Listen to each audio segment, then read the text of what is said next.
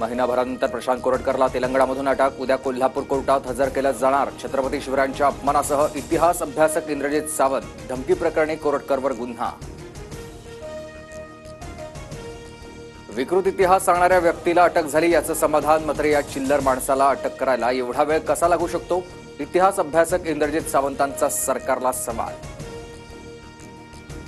सर्वपक्षीय बैठकीमध्ये आदित्य ठाकरे आणि एकनाथ शिंदे आमने सामने. शिंदे खुर्चीवर बसता क्षणी आदित्य ठाकरेंनी तोंड दुसरीकडे फिरवलं. बैठक सुरू झाल्यानंतर आदित्य ठाकरे शिंदेंकडे रोखून पाहतानाही दिसले. सुपारी घेऊन अपमान करणाऱ्यांवर कारवाई करणार. नेत्यांचा अपमान सहन करणार नाही. शिंदेंवर व्यंगात्मक गाणं करणाऱ्या कॉमेडियन कुणाल कामराला मुख्यमंत्री फडणवीसांचा इशारा. चोरी करणारे गद्दारच असतात. कुणाल कामरानं सत्यच मांडलं. उद्धव ठाकरेंचा एकनाथ शिंदेंवर घणाघात. तर नागपूर दंगलीची सुपारी कुणी दिली होती म्हणत फडणवीसांवरही पलटवार.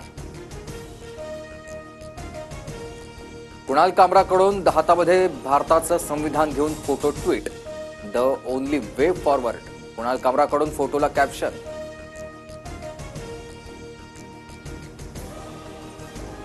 आशिष शेलार झोलर.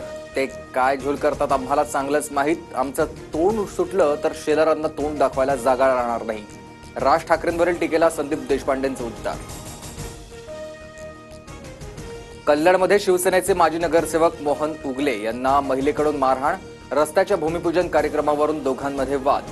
व्हिडिओ सोशल मीडियावर व्हायरल. नागपूरची दंगल ही पूर्वनियोजित म्हणता मग तुम्ही काय हजामत करत होता का?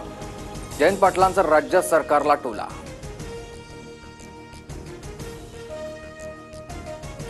सोलापूरमधील अनेक भागात मुसळधार पावसाची हजेरी. जोरदार वाऱ्यामुळे झाडांची पडझड. उकाड्यापासून हैराण झालेल्या सोलापूरकरांना काहीसा दिलासा.